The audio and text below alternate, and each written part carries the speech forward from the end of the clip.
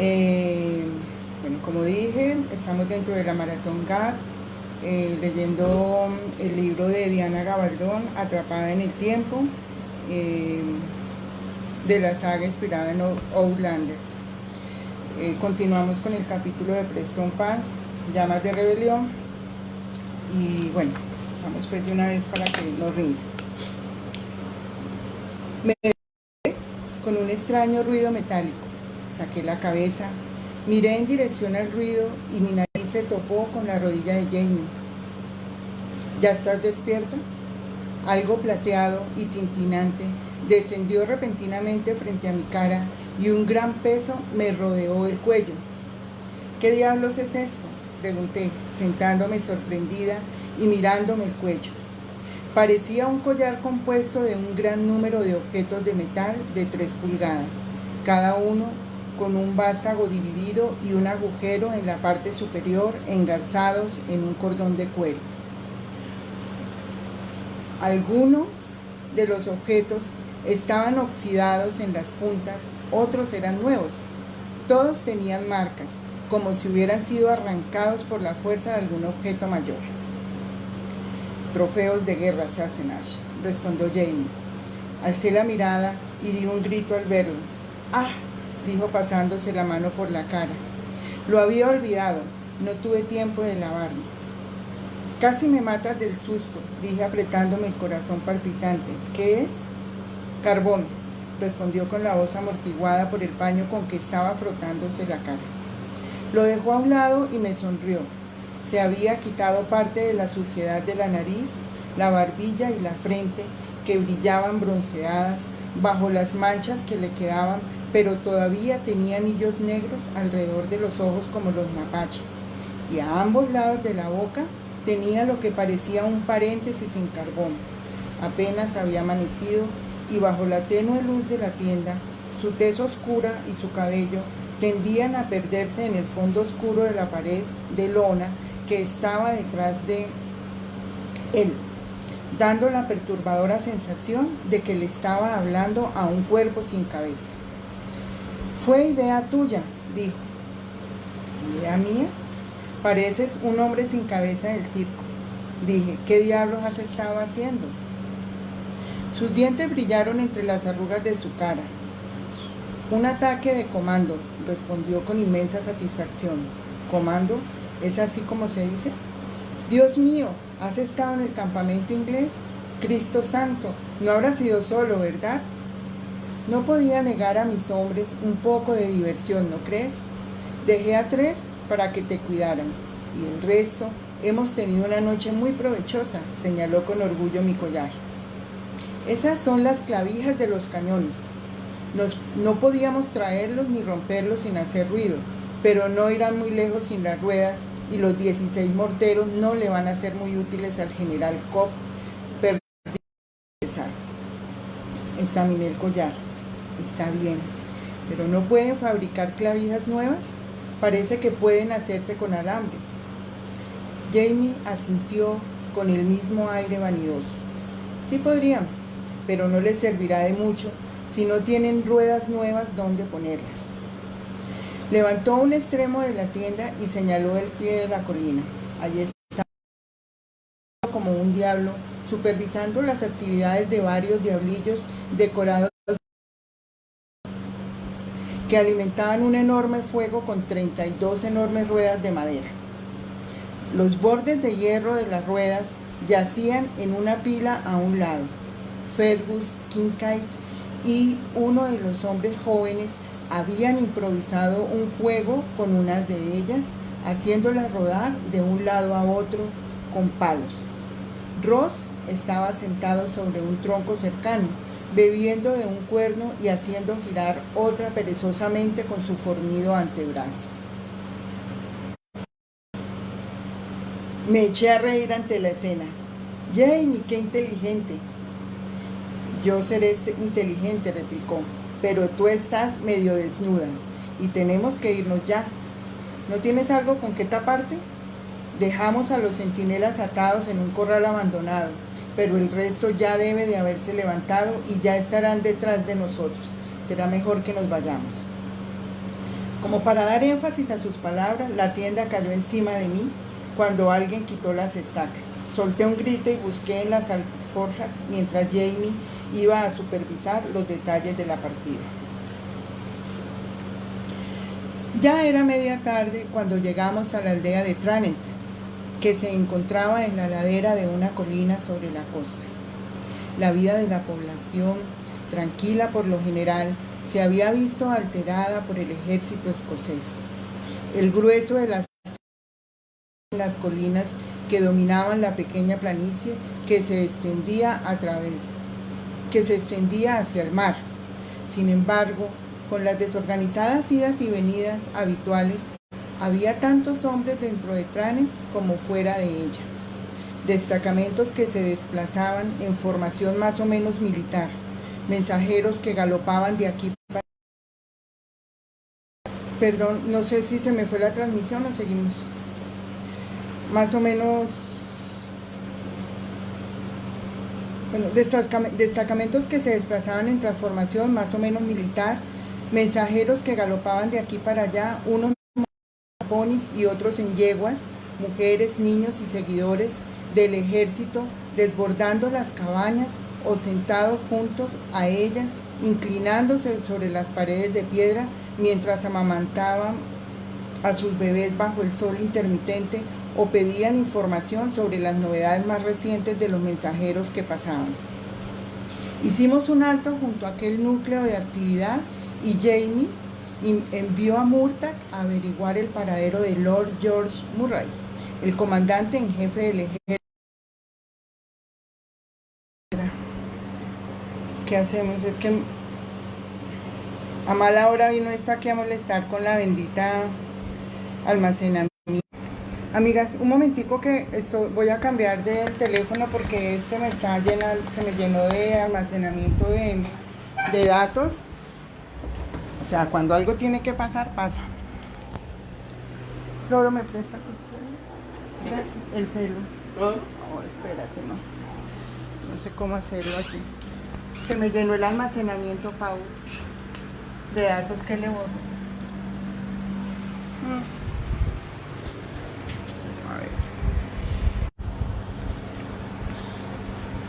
Ya me ven mejor.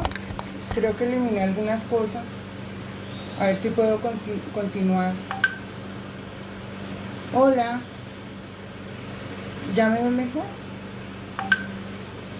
Esperamos, no hay problema. Ok. Gracias, Silvia. Gracias por decírmelo. Me avisan si se corta. Yo estoy mirando de todas maneras. Qué pena. Bien. Hicimos un alto. ¿Será que no se puede entrar? Bueno. Hicimos un alto. Yo te marco si dejamos de verte. Ok. Gracias, Lili. Hicimos un alto junto a aquel núcleo de actividad y Jamie envió a Murtagh a averiguar el paradero de Lord George Murray, el comandante en jefe del ejército, mientras él procedía a una rápida higiene en una de las casas del pueblo. Mi propio aspecto era bastante, aunque no me había pintado deliberadamente con carbón, sin duda tenía en la cara marcas de suciedad por haber dormido al aire libre. La señora de la casa me facilitó una toalla y un peine. Me había sentado en una mesa a luchar contra mis rizos cuando se abrió la puerta y entró Lord George en persona sin ninguna ceremonia. Su vestimenta, por lo general impecable, dejaba mucho que desear. Varios botones del chaleco estaban desabrochados, el alzacuello suelto y una jarretera de saco. Llevaba la peluca metida descuidadamente en el bolsillo y tenía el pelo de punta como si hubiera estado tirando de él por la frustración. Gracias a Dios, dijo, un rostro cuerdo por fin. Se inclinó mirando de soslayo a Jamie. Se había quitado la mayor parte del carbón del pelo, pero por el rostro le corrían regueros grises que le mojaban la camisa. Las orejas, olvidadas en la prisa de las alusiones, todavía estaban negras. ¿Qué? Empezó a preguntar Lord George, pero se interrumpió. Sacudió la cabeza rápidamente una o dos veces como para descartar algo que se le había ocurrido, y reanudó la conversación como si no hubiera notado nada fuera de lo normal. «¿Cómo va todo, señor?», saludó Jamie respetuosamente, fingiendo no haber advertido la peluca que le colgaba del bolsillo de Lord George y que se agitaba cuando éste gesticulaba como la cola de un perro pequeño. «¿Que cómo va todo?», repitió. «Bueno, te diré, Fraser. Va hacia el este, después hacia el oeste y después la mitad vuelve la colina abajo a almorzar, mientras la otra mitad avanza, quién sabe a dónde. Así es como va. Me refiero al leal ejército escocés de Su Alteza», dijo momentáneamente aliviado por su estallido. Un poco más tranquilo, empezó a contarnos los hechos ocurridos desde la llegada del ejército a Tranent el día anterior. Tras llegar con el ejército, Lord George había dejado el grueso de sus hombres en el pueblo y se había dirigido con un pequeño grupo a tomar posesión del risco que había encima de la planicie. Al príncipe Carlos, que había llegado poco después, no le había gustado tal acción y así lo había proclamado a los cuatro vientos. Entonces había cogido a la mitad del ejército y había marchado hacia el oeste, llevando al dócil duque de Perth, el otro comandante en jefe, con el objeto de evaluar las posibilidades de ataque a través de Preston. Con el ejército dividido y su excelencia ocupado en consultar con los hombres del pueblo, quienes sabían muchísimo más del terreno circundante que Su Alteza o Su Excelencia, O'Sullivan, uno de los confidentes irlandeses del príncipe, había decidido por su cuenta ordenar que un contingente del clan Cameron de Lochiel ocupara el cementerio de Tranent. Cobb, por supuesto, trajo un par de morteros y los bombardeó, dijo Lord George con tristeza. Y esta tarde he mantenido una conversación desagradable con Lochiel. Como es comprensible, estaba enfadado porque sus hombres habían sido expuestos y heridos sin ningún objetivo evidente. Ha solicitado que los retiraran, petición a la que he accedido naturalmente. Después, entonces, viene ese engendro de sapo O'Sullivan, ¡qué peste! Solo por haber desembarcado en Eriskay con Su Alteza, se cree que... Bueno, no importa. Entonces viene O'Sullivan gritando que la presencia de los Cameron en el cementerio resulta esencial. Si queremos atacar por el oeste. Le he respondido en términos inequívocos que, si debíamos atacar, debía ser por el este, perspectiva muy dudosa en este momento, pues no sabemos dónde se encuentra la mitad de nuestros hombres, ni Su Alteza, añadió en tono que dejó bien claro que consideraba el paradero del príncipe Carlos solo una cuestión de interés académico. Y los jefes, los Cameron de Lochiel, cuando se echó a suerte, recibieron el honor de luchar en la derecha de la batalla, pero los MacDonald, después de haber accedido al acuerdo, ahora niegan terminantemente haberlo hecho e insisten en que no van a presentar batalla si se les niega su privilegio tradicional de luchar por la derecha. Lord George había empezado la narración con bastante calma, pero había ido sulfurándose a medida que avanzaba, y en este punto se puso de pie de un salto, frotándose el cuero cabelludo enérgicamente con ambas manos. Los Cameron han estado ejercitándose todo el día hasta ahora, han estado marchando de aquí para allá, tanto que ya no distinguen el pito del trasero. Disculpe, señora, añadió dirigiéndome una mirada distraída.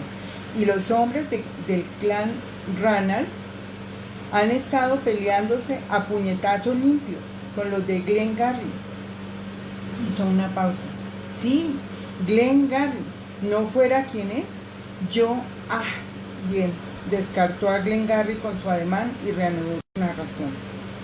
Lo único positivo de todo esto es que los ingleses también se han visto obligados a dar vueltas en respuesta a nuestros movimientos. Han analizado a todo el ejército de Cobb no menos de 4 veces. Han movilizado a todo el ejército de Cobb no menos de 4 veces. Y su flanco derecho se encuentra al lado del mar. Sin duda, se pregunta, ¿qué diablo vamos a hacer a continuación? Se inclinó y espió por la ventana, como si esperara ver aparecer en cualquier momento al general Cobb por la calle principal, para preguntarse. Pero, ¿dónde se encuentra exactamente el ejército en este momento, señor? Jamie se levantó para seguir a su excelencia en sus peregrinaciones por la cabaña, pero mi mano apretada contra su cuello lo detuvo. Con una toalla y una palangana de agua tibia, me había dedicado a quitarle el carbón de las orejas a mi marido durante la exégesis de su señoría. Ahora destacaban brillando con formalidad. Sobre el risco, justo al sur del pueblo, contesté. Entonces, ¿todavía dominamos el terreno alto? Sí, suena bien, ¿no? Su excelencia sonrió débilmente. Pero eso nos beneficia poco, teniendo en cuenta que el terreno que hay debajo del risco está lleno de charcos y pantanos. Dios nos libre. Hay un foso lleno de agua de 2 metros de profundidad que recorre 30 metros a lo largo de la base del río. En este momento hay apenas 500 metros entre los dos ejércitos, pero podían ser 500 kilómetros por lo poco que podemos hacer. Lord George hundió una mano en el bolsillo en busca de un pañuelo. Lo sacó y se quedó mirando la peluca con la cual estaba a punto de secarse la cara. Con delicadeza le ofrecí el pañuelo sucio de carbón. Necesito un pañuelo aquí. Cerró los ojos, respiró hondo, volvió a abrirlos y me hizo una reverencia con su habitual modo cortés. Se lo agradezco, señora. Se enjugó el rostro minuciosamente con el trapo mugriento, me lo devolvió con cortesía y se echó la peluca despeinada en la cabeza. Que me ahorquen, dijo con voz clara. Si permito que ese tonto pierda esta oportunidad. Se volvió a Jamie con decisión. ¿Cuántos hombres tienes, Fraser? 30, señor. Caballos, 6 para carga. Hola, ¿continuamos?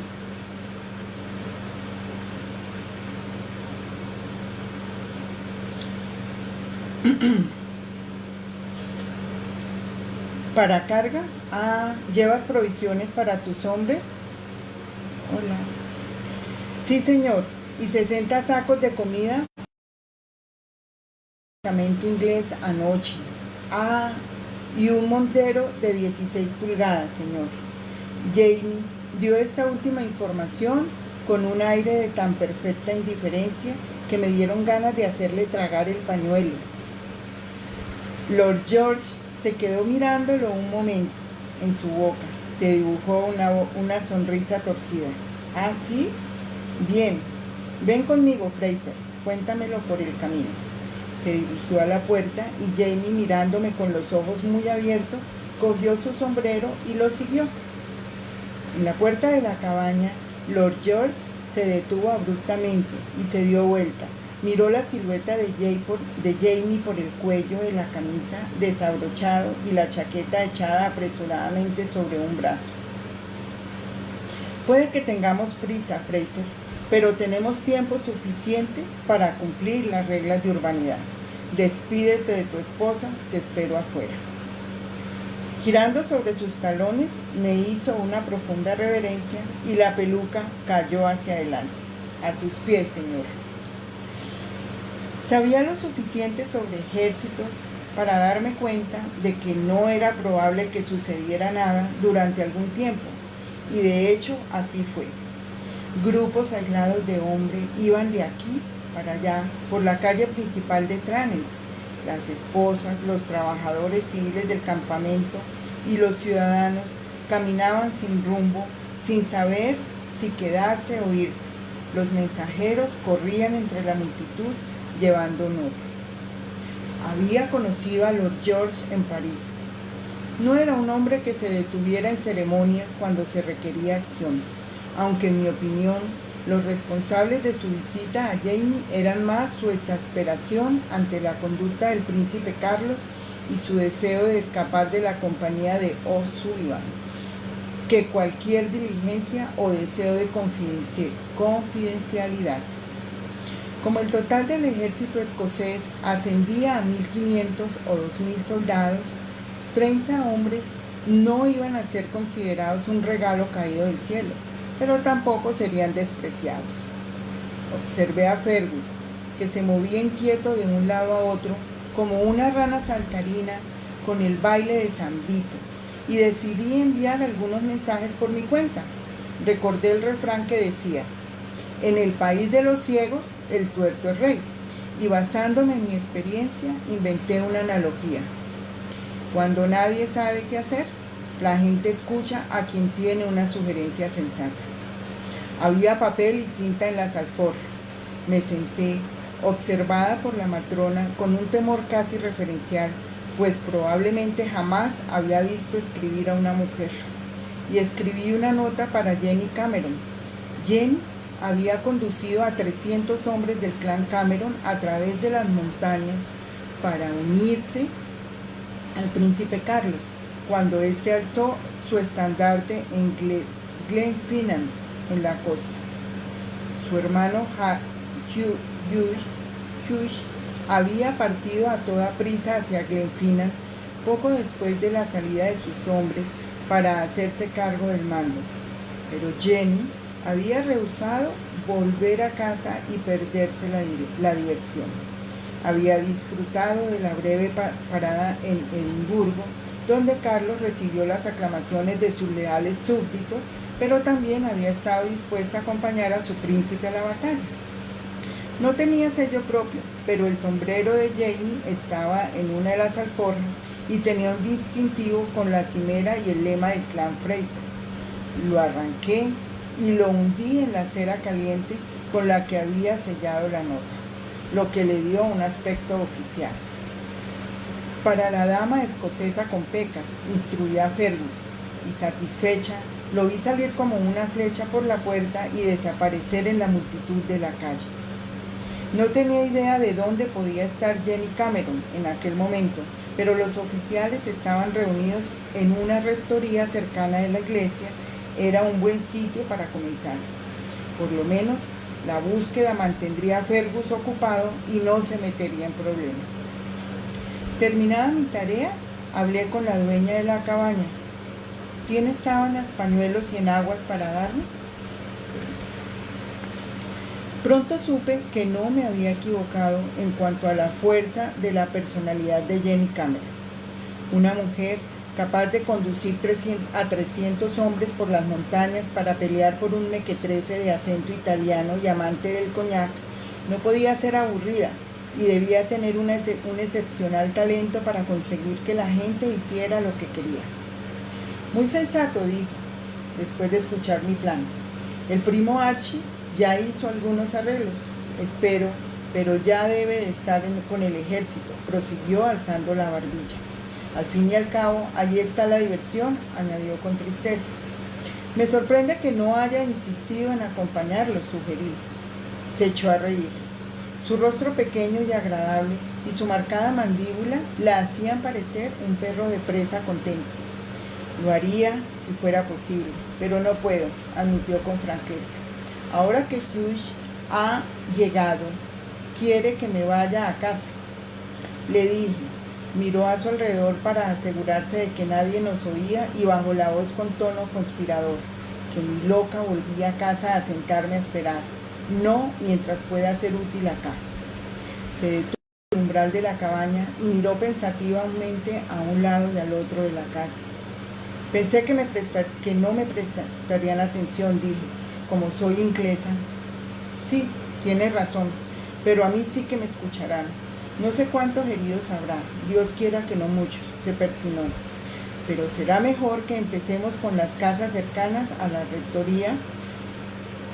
Será menos problemático acarrear el agua del pozo. Salió con decisión por la puerta y se dirigió a la calle. Yo la seguí. Lo que nos ayudó no fue solo el poder de persuasión de Miss Cameron, sino también el hecho de que sentarse a esperar es una de las ocupaciones más tristes que conoce el hombre, aunque por lo general los hombres no la ejercitan y las mujeres lo hacen con mucha mayor frecuencia. Cuando el sol se ocultó tras la iglesia de Trani, ya teníamos medio organizado un hospital. Las hojas empezaban a caer en el bosque cercano y yacían sueltas, lisas y amarillas sobre el suelo arenoso, y algunas se habían tostado y enroscado hasta adquirir un color marrón y echaban a volar en el viento como un pequeño bote en un mar agitado. Una de estas hojas cayó en espiral frente a mí y se posó con suavidad cuando la corriente se desvaneció. La atrapé y la sostuve un momento, admirando la perfección de su nervadura principal y las secundarias. Un esqueleto de encaje que sobreviviría a la descomposición de la hoja. Un repentino golpe de viento hizo caer al suelo la hoja, que se fue rodando por la calle vacía.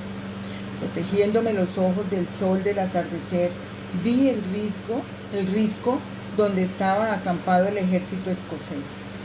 La mitad del ejército de Su Alteza había regresado una hora antes, recogiendo a los rezagados en su marcha para unirse a Lord George. A esa distancia solo podía distinguir alguna que otra silueta pequeña, negra contra el cielo gris, cuando un hombre surgía por la cima del risco. A unos 40 metros de donde finalizaba la calle, vi las primeras luces de las fogatas inglesas, pálidas bajo la tenue luz.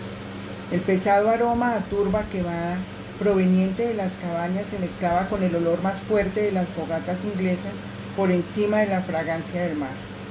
Todos los preparativos posibles ya estaban en marcha. A las familias de los soldados escoceses, ¿me escuchan? Sí. Dios mío. Bueno. Todos los preparativos posibles ya estaban en marcha. A las familias de los soldados escoceses las habían recibido con generosa hospitalidad. Nos alojábamos en las cabañas de la calle principal, compartiendo la sencilla cena de arenque salado de nuestros anfitriones. Mi cena me esperaba en el interior de la cabaña, aunque tenía poco apetito. Una pequeña silueta apareció a mi lado, silenciosa como las sombras cada vez más grandes. ¿Quiere venir a comer, madame? La dueña de la casa le ha guardado comida. ¿Cómo? Ah, sí, Fergus, sí, ya voy. Eché un último vistazo al risco y regresé a la cabaña. ¿Vienes, Fergus?, pregunté al ver que se quedaba parado en la calle.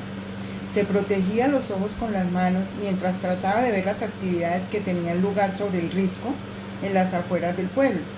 Jamie le había ordenado que se quedara conmigo, pero era evidente que añoraba estar con los soldados preparándose para la batalla del día siguiente.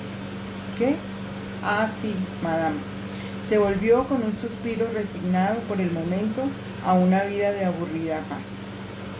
Los largos días del verano dejaron paso rápidamente a la oscuridad y las lámparas se encendieron mucho antes de que termináramos los preparativos.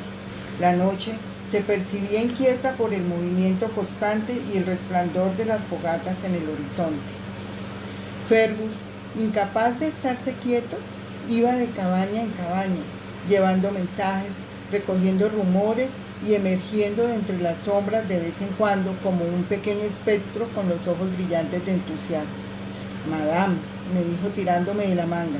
Yo estaba rasgando unas telas de hilo para esterilizarlas. Madame, ¿qué pasa esta vez, Fergus? Me sentía un tanto irritada por la intrusión. Acababa de dar una charla a un grupo de amas de casa sobre la importancia de lavarse las manos con frecuencia cuando se atendía a los heridos.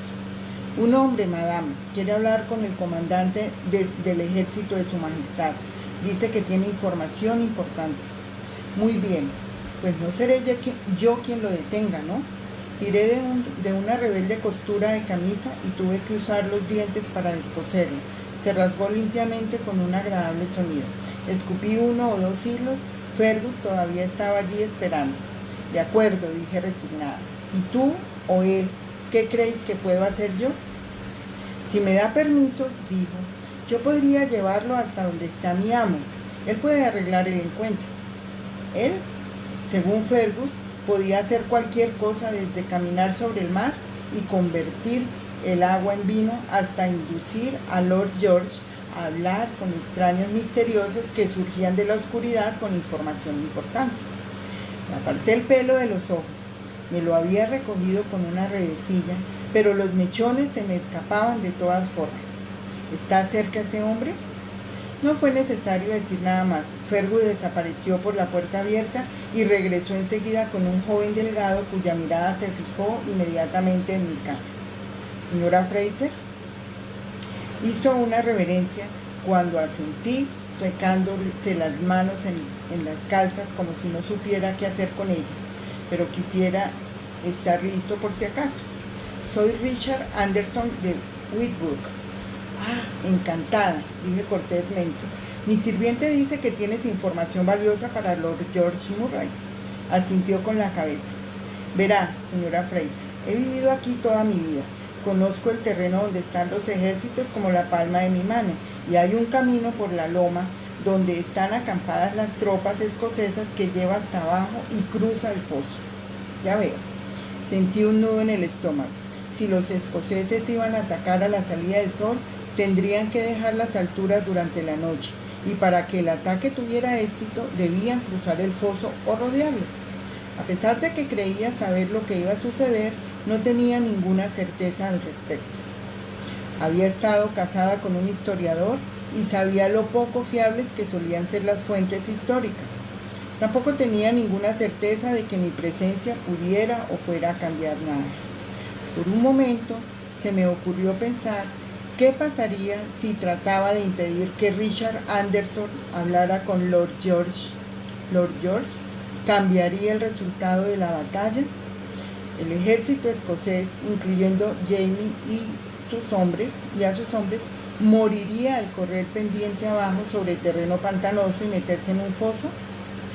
¿A Lord George se le ocurriría otro plan efectivo? ¿O Richard Anderson se las arreglaría por su cuenta para encontrar un modo de hablar con Lord George sin importar lo que yo hiciera? No iba a correr semejante riesgo. Miré a Fergus, que se movía impaciente por irse. ¿Crees que encontrarás a tu amo? Ese risco está tan oscuro como la boca del lobo. No me gustaría que a ninguno de los dos os dispararan por error. Puedo encontrarlo, madame, aseguró Fergus con aplomo. Era probable que pudiera, pensé. En lo que se refería a Jamie, parecía tener una especie de radar. De acuerdo, dije, pero por el amor de Dios, tened cuidado. Oui, madame. En un segundo estaba en la puerta, vibrando por las ganas de marcharse. Una media hora después me di cuenta de que el cuchillo que había dejado sobre la mesa había desaparecido, y solo entonces recordé con un nudo en el estómago que, a pesar de haberle dicho a Fergus que tuviera cuidado, había olvidado ordenarle que regresara. El estruendo del primer cañonazo llegó en la primera luz del alba. Un ruido sordo que resonó a través de las tablas sobre las que estaba durmiendo. Di un respingo y me aferré a los dedos de la mujer que yacía bajo la manta junto a mí. Saber lo que va a suceder debería ser un consuelo, pero nunca lo es. Se oyó un leve gemido en un rincón de la casa y la mujer que estaba a mi lado susurró: Dios y María Santísima, nos ayuden. Se armó un poco. Empezaron a levantarse. Se hablaba poco, como si todos los oídos estuvieran atentos a los sonidos de la batalla que se libraba en la planicie. Vi que la esposa de uno de los escoceses, una tal señora Macpherson, colocaba una sábana cerca de la ventana. Palideció de miedo y cerró los ojos con un escalofrío al oír otro estruendo. Revisé mi opinión con respecto a lo inútil que resulta saber. Aquellas mujeres no sabían nada de senderos secretos, cartas al amanecer ni ataques sorpresas. Lo único que sabían eran que sus esposos e hijos se estaban enfrentando a los cañones y al fuego de un ejército inglés que los superaba 4 veces en número. Predecir lo que ocurriría resultaría, en el mejor de los casos, arriesgado. Supe que no me prestarían atención y que lo mejor que podía hacer por ellas era mantenerlas ocupadas. Por mi mente pasó una imagen fugaz de su cabellera roja brillando bajo el sol del amanecer, convirtiéndolo en el blanco perfecto. Una segunda imagen se presentó casi inmediatamente.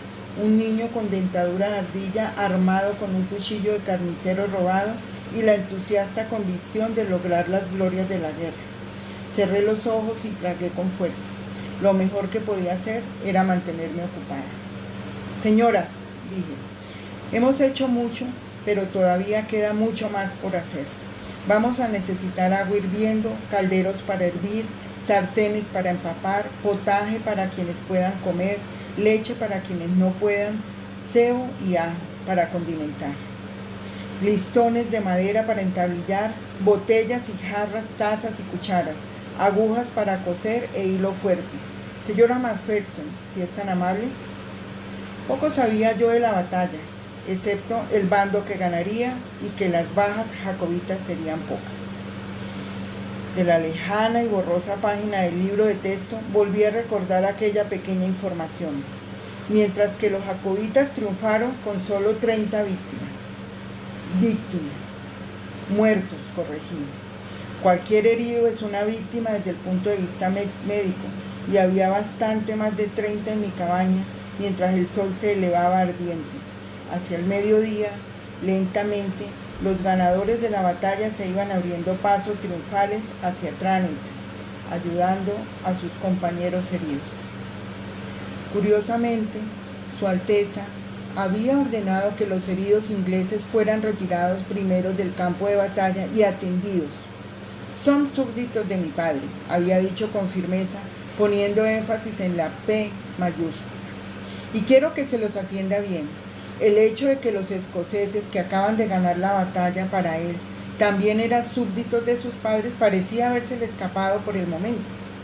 Dada la conducta del padre y del hijo, murmuré a Jenny Cameron cuando me enteré, será mejor para el ejército escocés que el Espíritu Santo no se le ocurra descender hoy. La señora Macpherson me miró escandalizada al oír una observación tan blasfema, pero Jenny se rió. Los gritos triunfales en gaélico pronto ahogaron los débiles quejidos de los heridos, transportados en camillas improvisadas, hechas de tablas o de mosquetes, atados o más frecuentemente sostenidos por amigos y camaradas. Algunos heridos avanzaban trastabillando sin ayuda alguna, borrachos por la victoria. El dolor de sus heridas parecía un inconveniente menor frente a la reivindicación gloriosa de su fe. Pese a las heridas que los llevaban a la cabaña, el saberse victoriosos llenó la casa de una alegría contagiosa. ¡Por Cristo! ¿Has visto cómo corrían? Parecían ratones con el gato pisándole la cola, dijo un paciente a otro, al parecer sin importarle la fea quemadura de pólvora que le recorría el brazo desde los nudillos hasta el hombro. Y un buen número la han perdido, respondió su amigo echándose a reír. Sin embargo, la alegría no era generalizada. Aquí y allá, pequeños grupos de soldados se abrían paso entre las colinas, llevando la forma inmóvil de algún compañero, con la punta de la capa cubriendo el rostro inexpresivo y vacío mirando al cielo. Aquella fue la primera prueba para los asistentes, que había escogido y entrenado, y se enfrentaron al desafío como habían hecho los soldados en el campo de batalla. Es decir, se estorbaban y se quejaban, pero después, cuando la necesidad urgía, se entregaban a la tarea con gran valor, si bien no dejaban de quejarse mientras lo hacían. La señora McMurdo volvió con otra botella llena y la colgó en el lugar asignado de la pared. Luego se inclinó en la tina que contenía las botellas de agua con miel. Era la anciana esposa de un pescador de Tranent que se había visto obligado a prestar servicio en el ejército. Era la aguadora de turno. Tenía que ir instando a los heridos a beber tanto líquido dulce como pudiera. Luego hacía una segunda ronda con 2 o 3 botellas vacías para recoger los resultados. Si no les diera tanto de beber, no orinarían tanto, se quejó no por primera vez. Necesitan agua, le expliqué con paciencia. Una vez más, les mantiene la presión estable. y reemplaza parte de los fluidos que han perdido, además de evitar un paro cardíaco. Mira, mujer, ¿ves cuántos están muriendo?, pregunté, perdiendo la paciencia ante las continuas dudas y quejas de la señora McMurdo. Su boca, casi sin dientes, confería un aire de pesar a una expresión de por sí agria. Todo está perdido, parecía decir. ¿Para qué buscar más problemas? Dijo. Cogió el agua con miel y regresó a sus rondas sin quejarse, por lo que deduje que aceptaba mi explicación.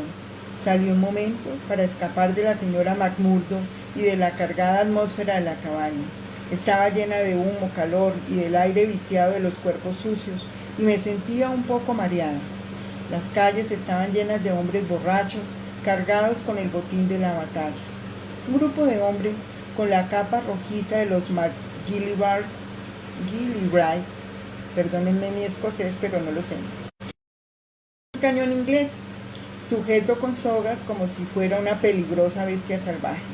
El parecido se veía aumentado por las esculturas de lobos al acecho que decoraban el fogón y la boca, una de las piezas del general Cobb, supuse.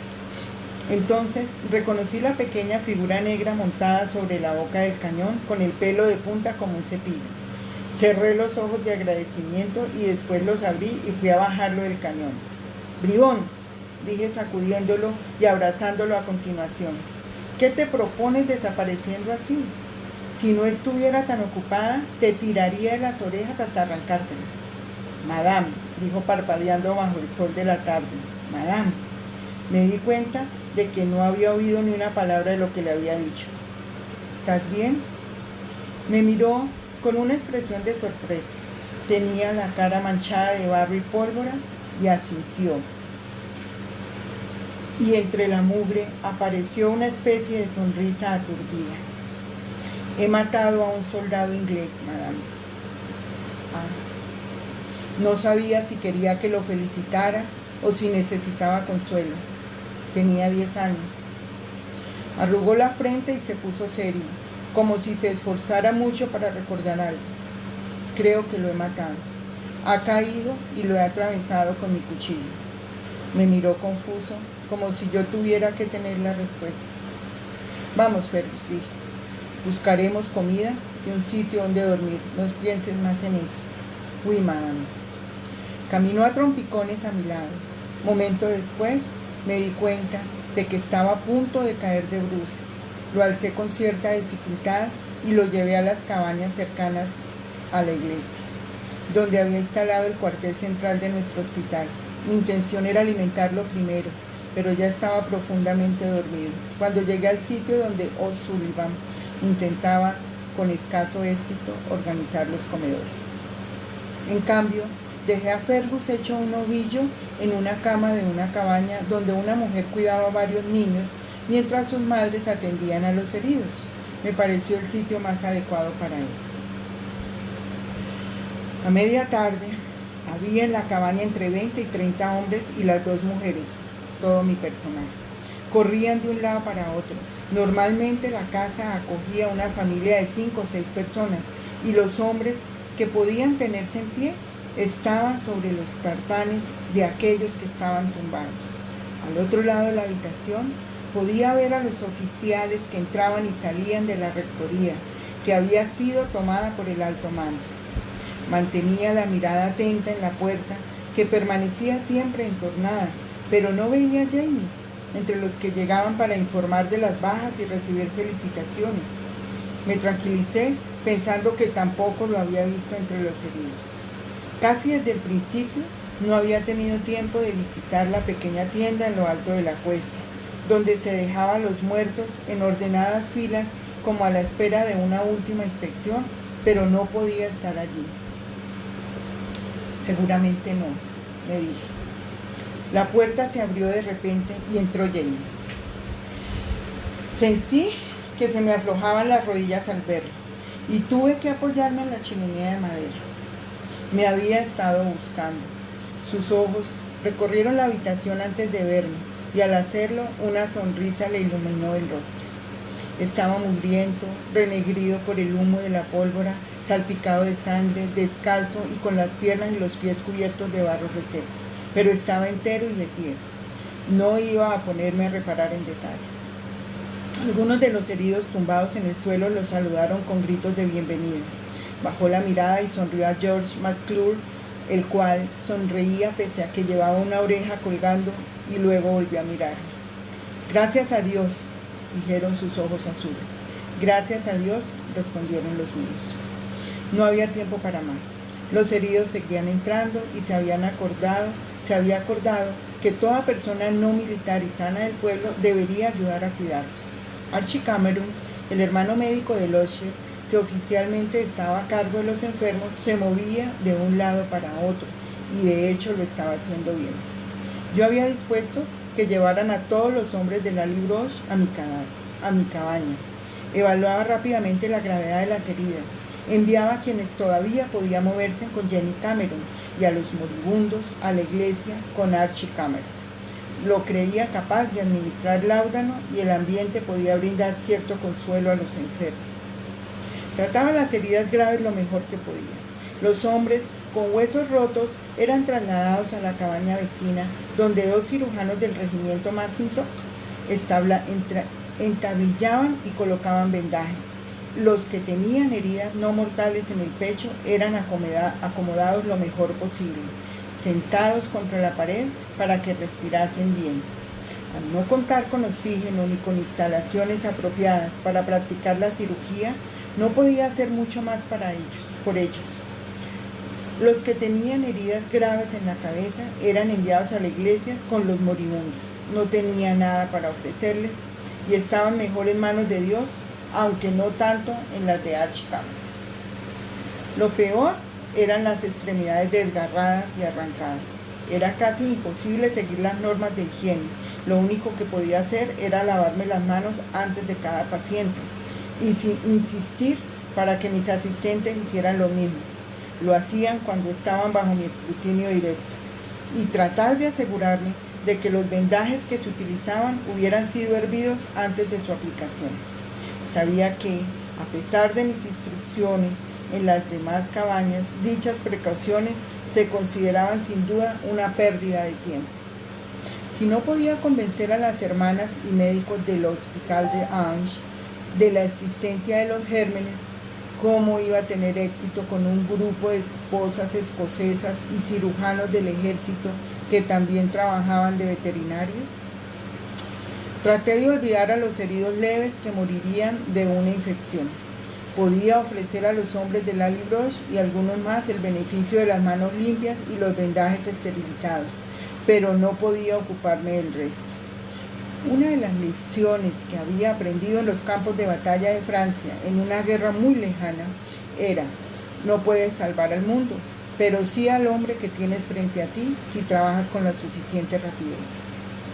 Jamie se quedó un momento en el umbral, evaluó la situación y se puso a ayudar en las tareas pesadas, moviendo a los pacientes, alzando calderos con agua caliente y llevando baldes de agua limpia del pozo de Tranent.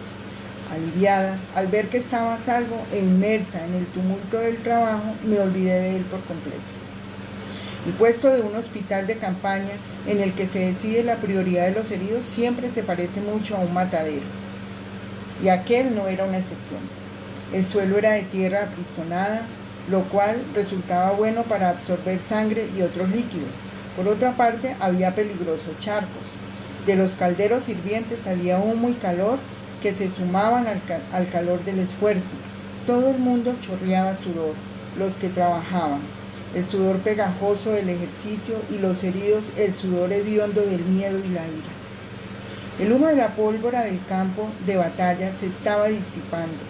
Flotaba en las calles de Tranent y penetraba en las puertas abiertas. Hacía arder los ojos y amenazaba la pureza de los paños recién hervidos que colgaban goteando de un palo junto al fuego. El flujo de heridos penetraba en la cabaña como el oleaje, convirtiendo todo en confusión con la llegada de cada nueva ola.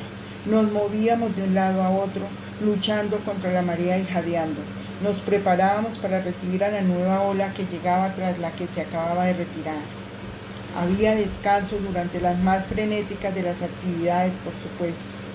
Estos empezaron a ser más frecuentes, sobre todo por la tarde y a la puesta del sol, cuando el flujo de heridos disminuyó hasta convertirse en un goteo y empezábamos la rutina de cuidar a los pacientes que habían quedado con nosotros. Seguíamos estando ocupados, pero teníamos tiempo de respirar, de pararnos en un lugar durante un momento y mirar a nuestro alrededor. Estaba de pie junto a la puerta abierta, respirando la fresca brisa marina, cuando Jamie regresó a la cabaña cargado de leña. La echó en el fogón, regresó a mi lado y apoyó una mano sobre mi hombro. ¿Has estado en las otras cabañas?, le pregunté. Jamie asintió mientras su respiración comenzaba a normalizarse. Tenía la cara tan manchada de humo y sangre que me pareció que estaba pálido, aunque no estaba del todo segura. Sí, todavía siguen saqueando el campo de batalla y hay muchos soldados desaparecidos, pero todos nuestros heridos están aquí, en ninguna otra parte. Señaló el extremo de la cabaña donde los 3 heridos de Lally Rock estaban acostados o sentados cerca del fogón compartiendo bromas con los demás escoceses. Los pocos heridos ingleses de la cabaña permanecían solos cerca de la puerta, bastante más silenciosos, conformándose con reflexionar sobre las sombrías perspectivas de la cautividad. ¿Ninguno grave?, me preguntó mirando a los 3. Sacudí la cabeza. George McClure podría perder la oreja, no estoy segura, pero creo que se recuperarán. Bien. Sonrió con aspecto cansado y se secó el rostro sonrojado con la punta de la capa. Vi que se había envuelto con ella descuidadamente en lugar de colocársela sobre un hombro, probablemente para que no le molestara, pero debía de tener calor. Se giró para irse y alcanzó la botella que colgaba de un gancho de la puerta. «Esa no», dije. «¿Y por qué no?», preguntó confundido. Sacudió la botella de boca ancha y escuchó cómo se agitaba el líquido. «Está llena». «Lo sé», respondí. «Es la que he estado usando para orinar». «Ah». Sosteniendo la botella con 2 dedos, volvió a ponerla en su sitio, pero yo lo detuve. «No, está bien, llévatela», le sugerí. «Vacíala afuera y llena esto». Le entregué otra botella idéntica a la primera. «Trata de no confundirlas», dije amablemente. «De acuerdo», respondió con una mirada escocesa que acompañaba a su respuesta y se volvió hacia la puerta. Dije al verle la espalda. «¿Qué es eso?» «¿Qué?», preguntó sorprendido tratando de mirar por encima del hombro. «Eso». Mis dedos siguieron la huella de barro impresa sobre la tela mugrienta de su camisa como si fuera una plantilla.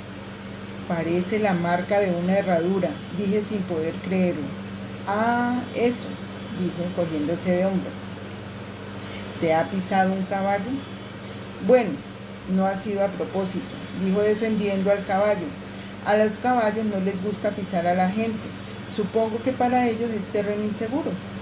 «Supongo que sí», dije, y frené sus intentos de escapar agarrándolo de una manga.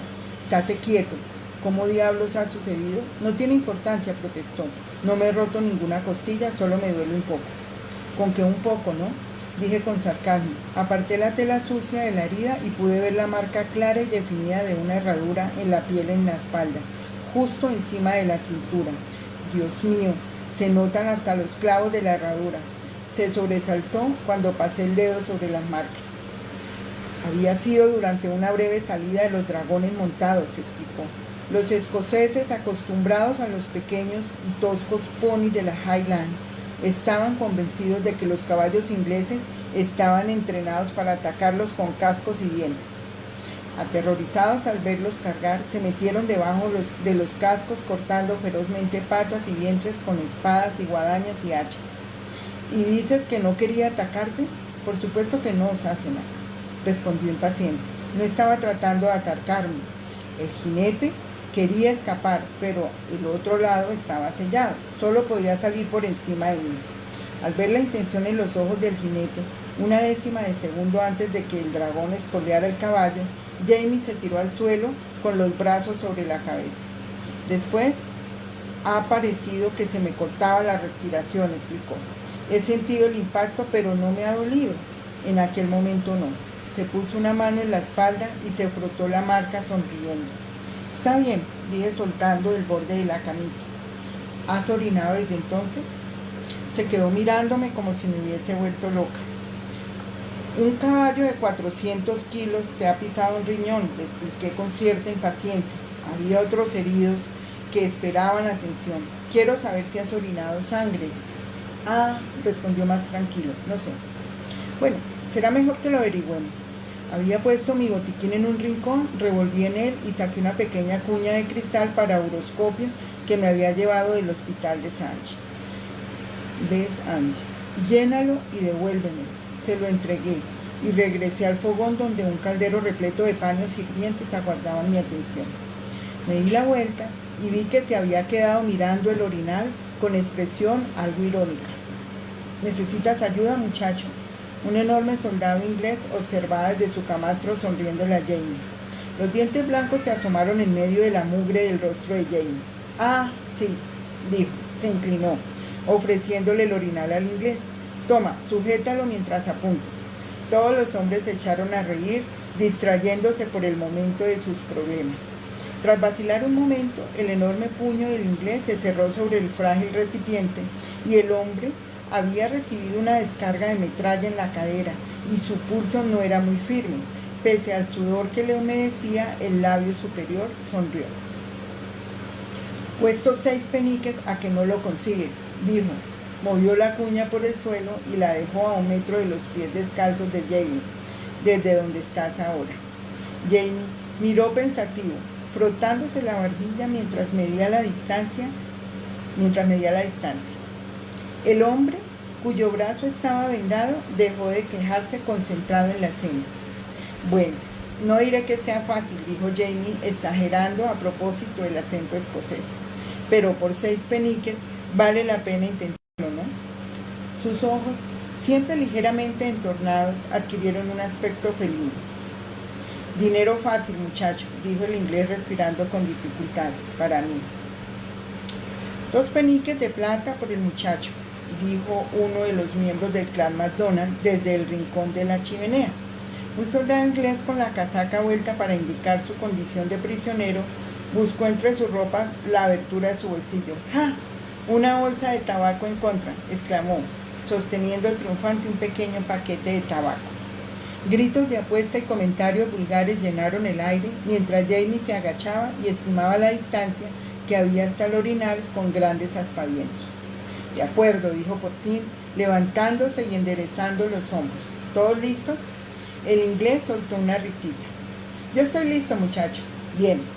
Un murmullo llenó la habitación. Los hombres se incorporaron sobre los codos para observar, ignorando la incomodidad y la hostilidad.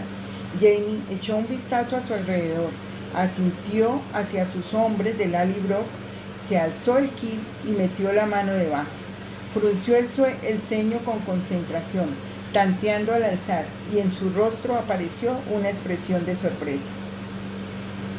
La tenía cuando he salido esta mañana, dijo, y el cuarto estalló en carcajadas. Sonriendo ante el éxito de su broma, se levantó el kilt un poco más, asió su arma claramente visible y apuntó con cuidado. Miró de soslayo, inclinó un poco las rodillas y apretó aún más los dedos. No salió nada. ¡Ja! Se ha encasquillado, gritó uno de los ingleses. La pólvora está húmeda, huyó otro. ¿No tiene balas tu pistola, muchacho?, preguntó el que estaba en el suelo. Jamie miró hacia abajo con expresión dubitativa, produciendo otro estallido de carcajadas. Después se le iluminó el rostro. ¡Ja! El depósito está vacío, eso es todo. Extendió el brazo hacia el grupo de botellas que colgaban en la pared, me miró alzando una ceja y cuando yo asentí, cogió una y la inclinó sobre la boca abierta.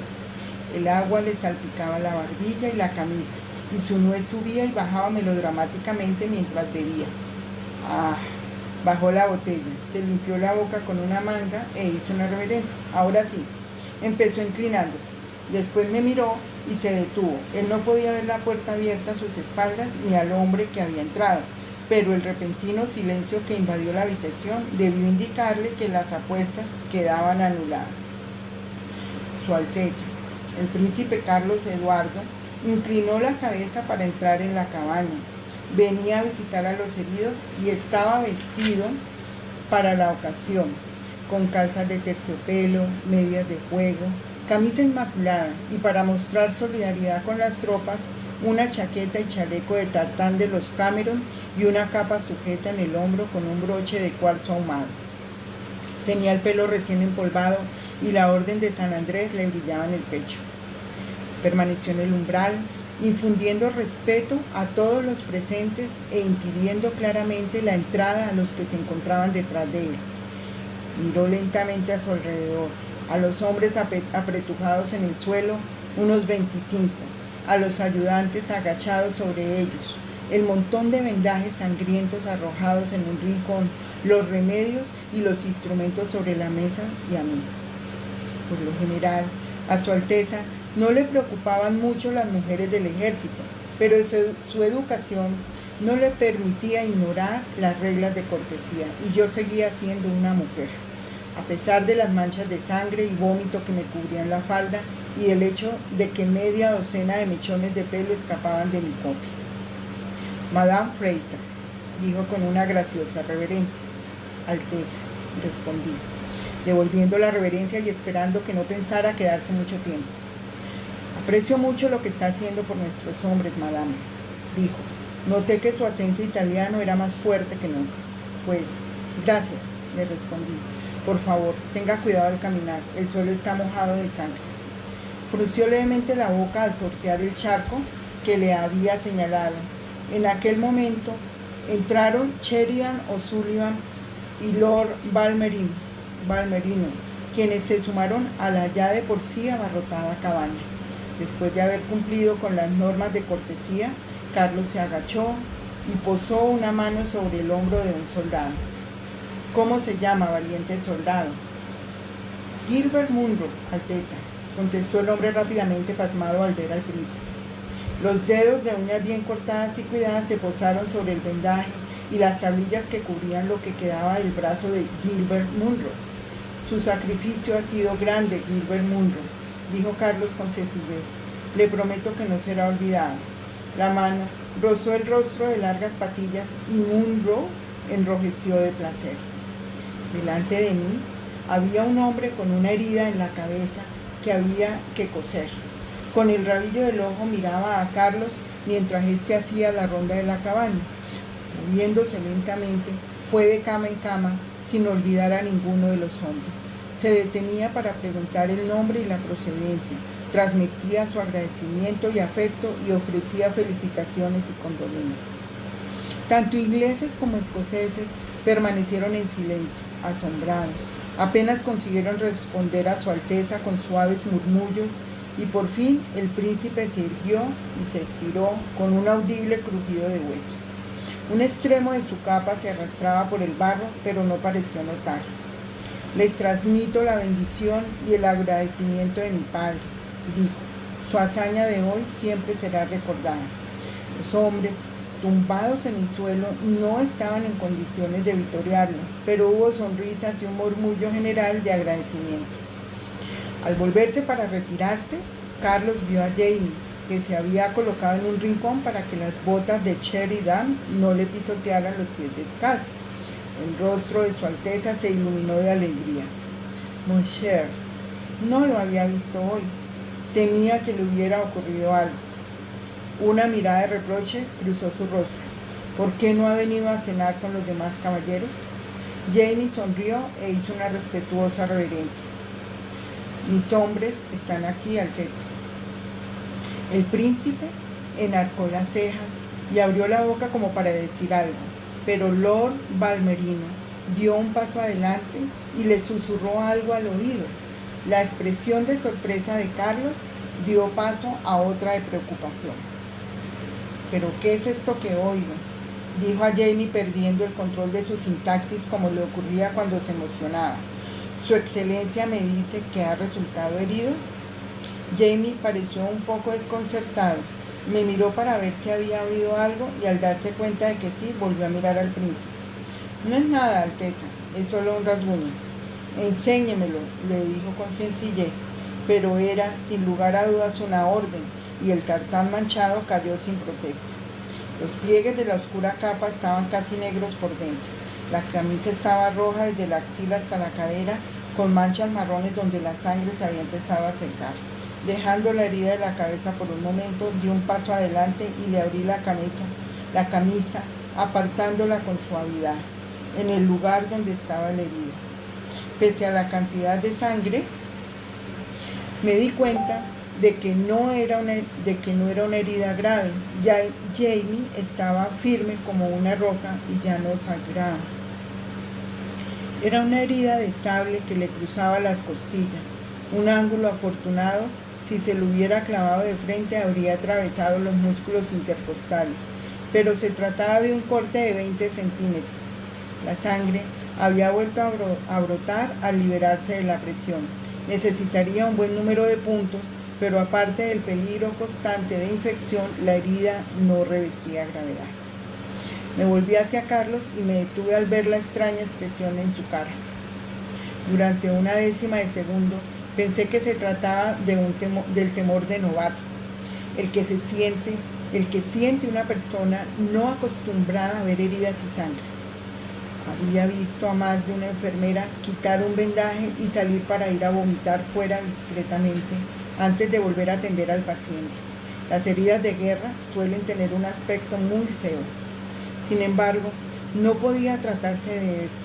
Carlos no era un guerrero nato, pero a los 14 años había visto derramar mucha sangre, al igual que Jamie en su primera batalla de Gaeta.